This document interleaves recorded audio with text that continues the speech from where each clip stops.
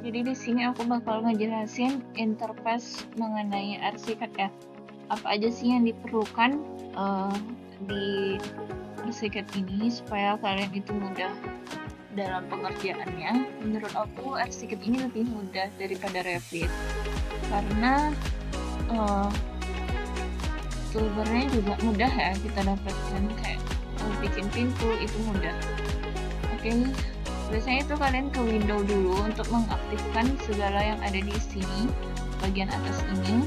Nah, kalian ke window dulu, kemudian ke toolbar, kita aktifkan 3D visualization, arrange elements, attribute, classic 3D navigation, edit elements, and effect toolbar. Kemudian on screen view option, simple 3D, standar, kemudian structural engineering.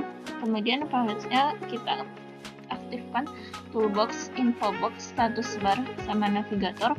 Kemudian trace and reference. Trace and reference ini biasanya kita perlukan pas lagi kita mau buat fondasi, pas mau buat lantai 2, ini sangat diperlukan ya. Oke, kemudian aku bakal ngejelasin sedikit mengenai toolbox-nya dulu. Dan di sini toolbox-nya ini ada wall. Nah, ini aku letakin info box-nya di bagian samping sini supaya menurut aku ini lebih mudah ya.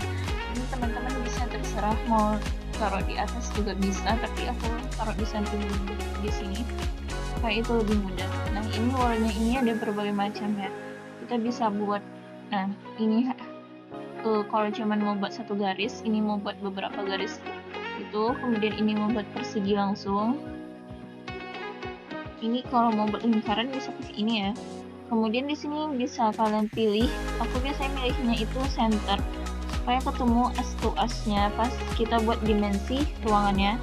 Nah, ini aku pilih yang di tengah. Biasanya di sini itu aku pilih brick double plaster. Dan ketebalannya itu biasanya aku ubah jadi 150 di option. Nanti aku bakal tutorin lagi gimana caranya ngerubahnya itu. Kemudian ini ada kolom. Kolomnya ini kalian bisa pilih sendiri ya mau kayak gimana bentuknya, ada lingkaran juga. Nah, kemudian kolomnya ini kita bisa yang miring juga. Jadi di sini ada tuh kemiringannya berapa. Kemudian ini untuk ketinggiannya, ini lebar sama panjang lebarnya. Kalau kalian mau otomatis buat persegi aja, tekan aja ini deh. Oke, kemudian ini ada balok. Baloknya ini biasa kita pakai untuk balok dan juga slope.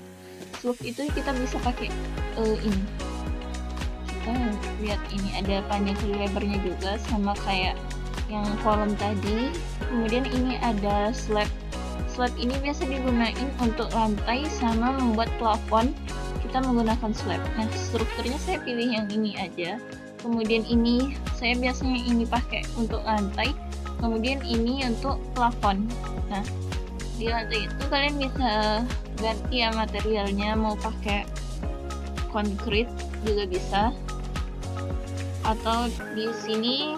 Kemudian untuk plafonnya kalian ganti aja ke gypsum.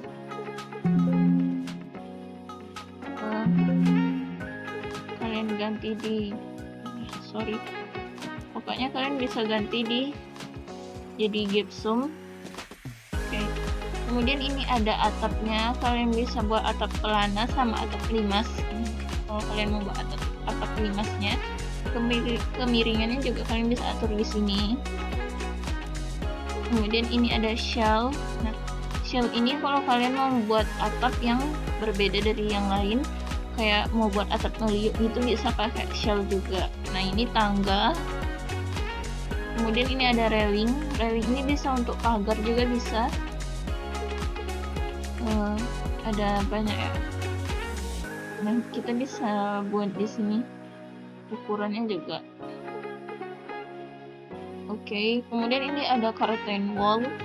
Curtain wall ini kalau kalian mau buat dinding kalian itu semuanya kaca, bisa pakai ini curtain wall. Ini kita bisa atur ukurannya juga berapa yang kalian mau. Oke, ini pintu. Nah, pintu ini ada banyak pilihannya ya. Nih, kalian bisa lihat di sini. Kemudian ini juga bisa diganti sesuai dengan yang mau pilihan kalian yang mana. handle-nya juga bisa dipilih mau yang mana.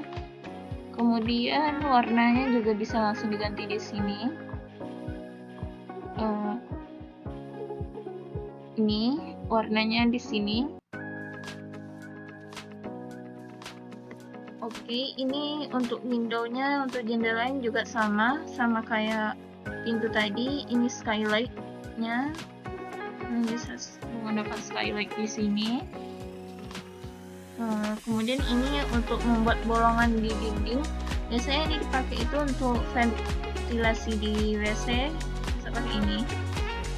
Kemudian ini itu untuk membuat landscape yang ada konturnya, bisa pakai ini. Kemudian ini ada mode ini kalau kalian mau buat dinding agak meliuk gitu, bisa pakai mode. Kemudian ini ada interior furniturnya. Nah, ini banyak ya pilihannya, kalian bisa pilih dari sini untuk isi furnitur kalian. Bisa ganti warna juga di sini. Oke. Kemudian di sininya itu untuk lampu, ini MEP, ini jendela. Oke, ini viewpoint-nya. Nah, di sini itu kelebihan arsitek itu banyak ya, karena ini udah building information modeling, udah tim, jadi langsung otomatis kalau kalian mau buat potongan bisa langsung di sini. Kemudian akan langsung bangunan kalian langsung terpotong. Nah, ini untuk elevasi, buat tampak juga di sini. Kemudian ini interior elevasinya di sini. Kemudian ini ada di dokumennya ada ini kalau mau buat dimensi ukuran bangunan kalian. Kemudian ini ada